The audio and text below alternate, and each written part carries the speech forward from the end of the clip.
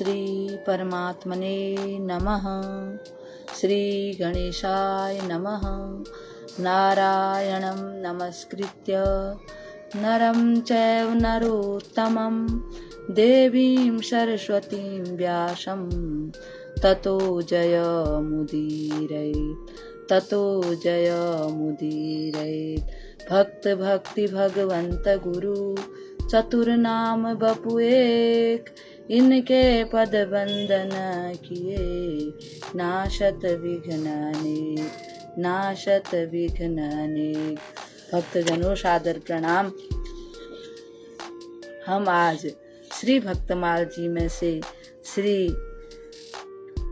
हरि राम व्यास जी की कथा को श्रवण करेंगे, जिन्होंने नाभाजी महाराज वर्णन करते हैं कि एक बार शरद पूर्णिमा की प्रकाशमयी रात्रि के समय श्री प्रिया प्रीतम रास रचा रहे थे।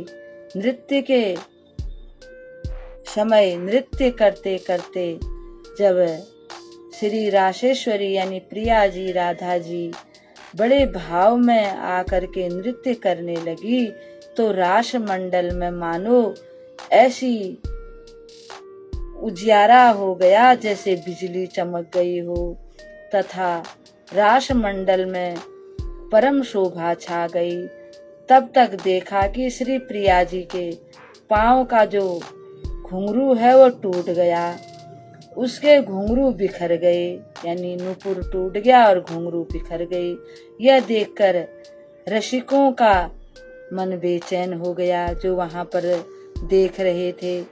परंतु उसी क्षण श्री व्यास जी ने अपना यज्ञोपवीत अर्थात जनेऊ तोड़कर उसी में नूपुर को पुनः उसी प्रकार से गूंथ कर बड़ी सावधानी पूर्वक श्री प्रिया जी के श्री चरणों में बांध दिया, जिससे कि नृत्य में कोई भी व्यवधान न आने पाया।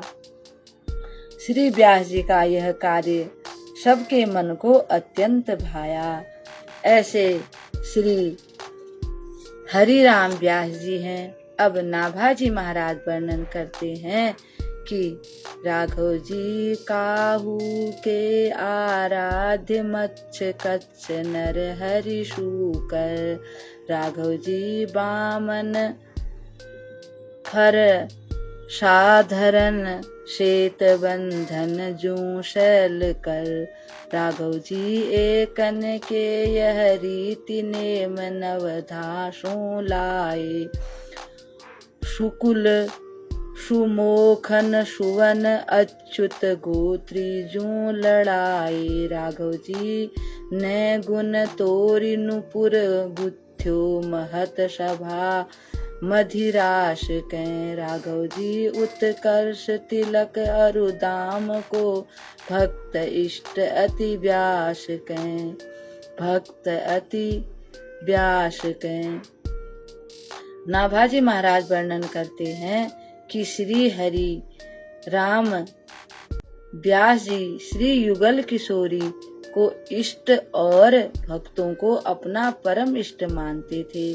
इन्होंने ऊर्ध पुंड तिलक तथा तुलसी की कंठी माला की बड़ी महिमा गाई है। कोई तो नाभाजी महाराज वर्णन करते हैं श्री मत्स्य भगवान को अपना इष्ट मानते हैं, कोई कच्छप भगवान को, कोई नृसिंह को, कोई बाराह भगवान को, कोई वामन को, कोई परशुराम जी को, कोई श्री सीताराम को, कोई श्री राधा कृष्ण आदि को अपना इष्ट मानते हैं, आदि अवतारों की आराधना करते हैं।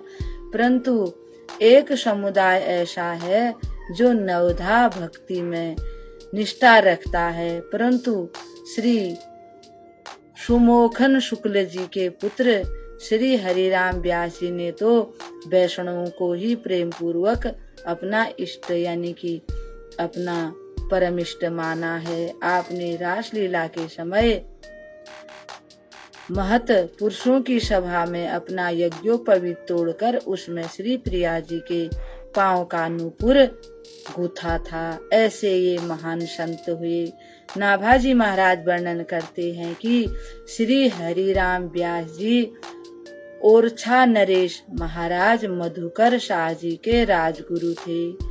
संप्रदाय ग्रंथों में आपको विशाखा सखी का अवतार माना जाता है। आपका जन्म ओरछा में मार्गशीर्ष 5 संवत 1567 विक्रमी को हुआ था।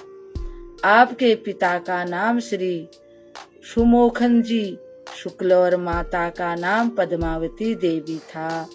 आप वेद शास्त्र पुराण आदि के पारंगत विद्वान थे और आपको श्री सरस्वती जी सिद्ध थी, यानी सरस्वती माता की इन पर बड़ी कृपा थी। भगवत कृपा से एक बार वृंदावन से श्री हित हरिवंश महाप्रभु जी के कृपा पात्र श्री नवल दास जी महाराज विचरण करते हुए ओरछा आए और आपके अतिथि हुए। उनसे श्री हित हरिवंश महाप्रभु जी के बारे में सुनकर आप बहुत प्रभावित हुए। एक दिन आपने घर द्वार सब कुछ छोड़कर श्री वृंदावन में चले गए और श्री नवल दास जी के माध्यम से श्री हित हरिवंश महाप्रभु के चरणों में जा पहुँचे।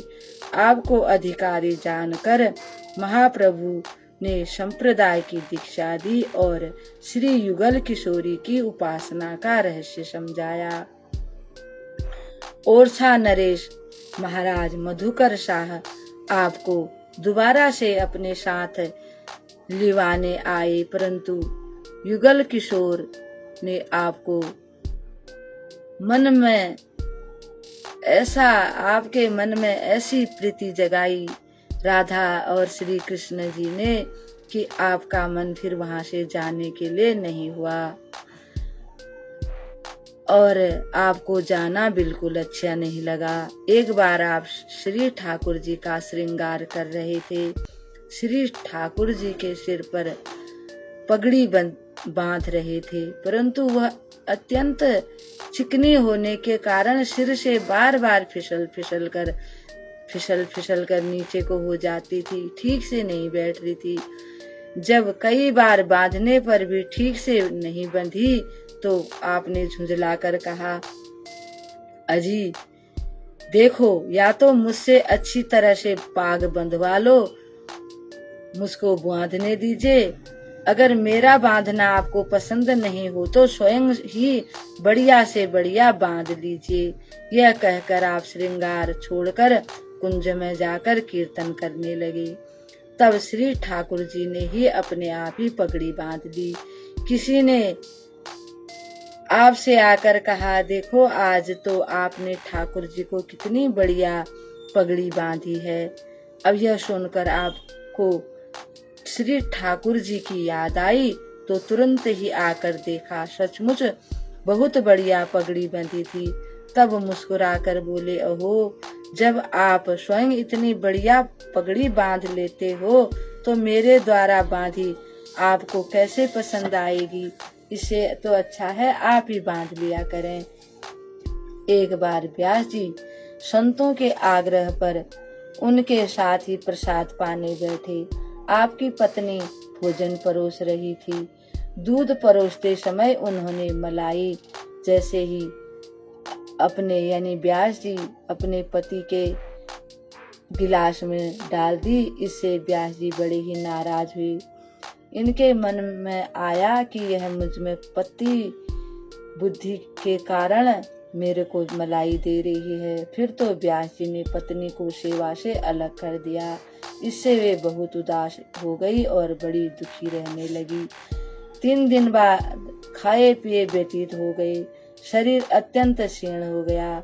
सब संतों ने श्री व्यास जी को समझाया। तब आपने पत्नी के लिए यह दंड निश्चित किया कि यदि वह अपने समस्त आभूषण बेचकर संतों का भंडारा कर दें तब तो सेवा में आ सकती है, अन्यथा नहीं। पत्नी ने ऐसा ही किया। तब उन्हें पुनः से सेवा प्राप्त हो गई।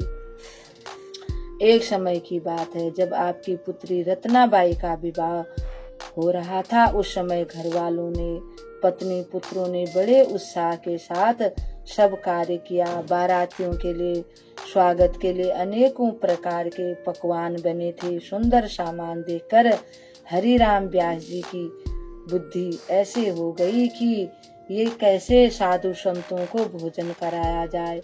फिर तो इन्होंने भावना में ही उन वस्तुओं का भगवान को अच्छी तरह से भोग लगाया और अपने किसी अंतरंग अनुचर को संतों को बुलाने के लिए भेजा। जब संत आ गए तो इन्होंने उन्हें सामानों की पोटली बंधवा दी और कहा कि अपनी अपनी कुंज में जाकर पाओ। इस प्रकार संतों को सामान देकर कुंजों में भेजा।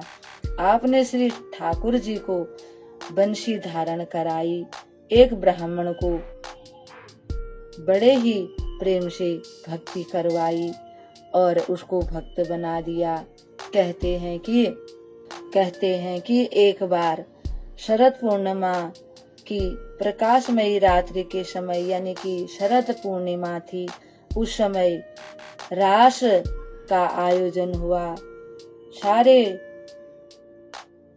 भक्तजन रास में सम्मिलित हुए। अब बड़ी जोर से रास लीला होने लगी। श्री राधा रानी जी बड़े प्रेम से नृत्य करने लगी।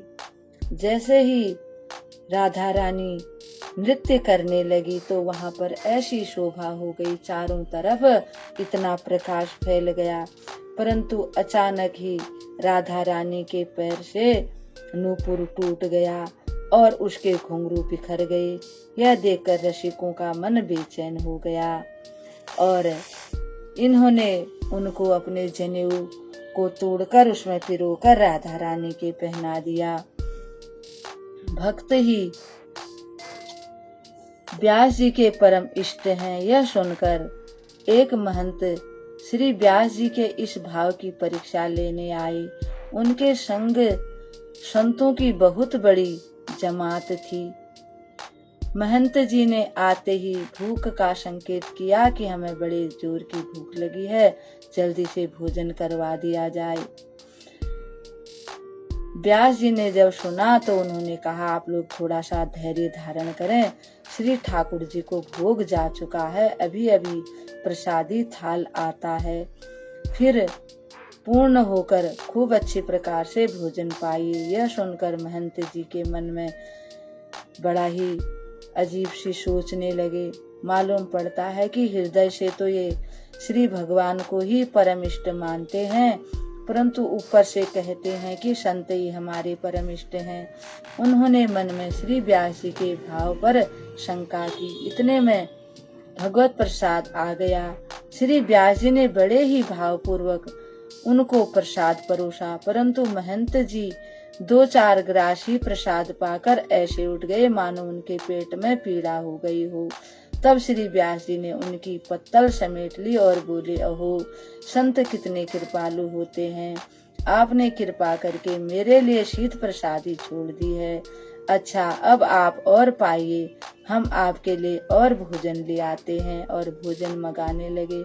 यह सुनकर श्री व्यास जी के भाव को सच्चा जानकर श्री महंत जी आपके चरणों में पड़ गए। उनकी आंखों से आंसू का प्रवाह यानी आंसू की धारा बहने लगी। श्री व्यास जी के 3 पुत्र थे।